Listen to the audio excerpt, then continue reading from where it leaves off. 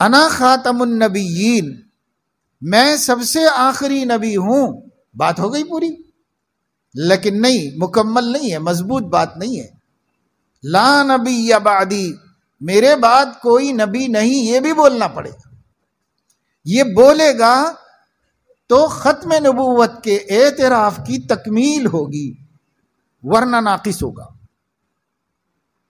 سب کہہ رہے ہیں نا آج کل کہ اللہ کو آخری نبی مانتے، ہم بالکل لا الہ الا اللہ محمد رسول اللہ ڈن کے کی چوٹ پہ بول رہے، ہر کوئی بول رہا، شکیلی بول رہا، گوہری بول رہا، قادیانی بول رہا، سب بول رہے،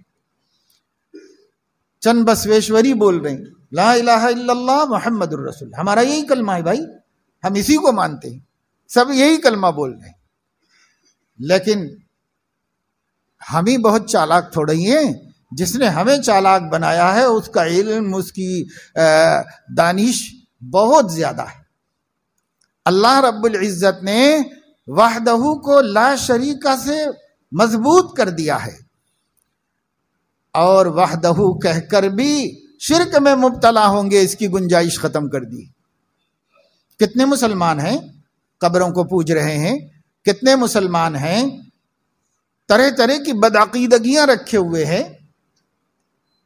اور پھر کیا ہے بھائی؟ لا الہ الا اللہ، لا الہ الا اللہ، ہم اللہ کے علاوہ کسی کو معبود نہیں مانتے۔ یہ اللہ تعالیٰ نے اسی لیے رکھا ہوا ہے لا شریک لہو، لا شریک لہو، یہ اللہ نے قرآن میں بھی لگا دیا ہے توحید کے ساتھ۔ شرک نہیں کرتے، یہ بھی جوڑنا پڑے گا اس کے ساتھ، ورنہ ابھی توحید پر لاک نہیں لگے گا، یہ توحید کا لاک ہے، یہ بھی لگانا پڑے گا، وحدہ لا شریک لہو۔ یہ نہیں ہوگا تو پھر ابھی ادھورا ہے معاملہ، گڑبڑ ہونے کا خطرہ ہے۔ اسی طریقے سے خاتم النبیین نہیں، کافی نہیں ہے، لا نبی بعدہ، ان کے بعد کوئی نبی نہیں ہے، یہ بڑھانا پڑے گا، یہ اس کا لاک ہے، نہیں تو پھر گڑبڑ ہوگی، جیسے ہوئی گڑبڑ اور ہو رہی ہے، کیونکہ انہوں نے لا نبی بعدہ کو نہیں لیا ہے۔ اگر اس کو لیتے تو پھر گڑبڑ میں مبتلا نہ ہوتے، گمراہی میں مبتلا نہ ہوتے۔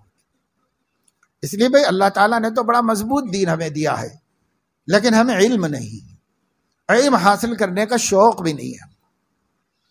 یہ فتنوں کا دور ہے، اشتباہ کا دور ہے، التباس کا دور ہے، اختلاط کا دور ہے، افکار کے ٹکراؤ کا دور ہے، خیالات اور مذاہب کے مقابلے اور جنگ کا دور ہے۔ آج دنیا کے اندر جسمانی جنگیں نہیں ہو رہی ہیں، آج دنیا کے اندر فکری اور نظریاتی جنگیں ہو رہی ہیں، اور ان جنگوں میں مسلمان ہار رہے ہیں، ہار رہے ہیں، ہار رہے ہیں۔ کیوں؟ اس واسطے کہ مسلمانوں کے پاس بنیادی اپنے دین کا علم بھی نہیں، بنیادی علم بھی نہیں اپنے دین کا، اور اس لیے نہیں ہے مسلمانوں کی اکثریت عوام جہالت کی وجہ سے اور مشاغل معاش کی وجہ سے علماء سے دور ہیں، اور خواص دیندار طبقہ، نماز روزے والے، حاجی داعی لوگ غرور کی وجہ سے علماء سے دور ہیں۔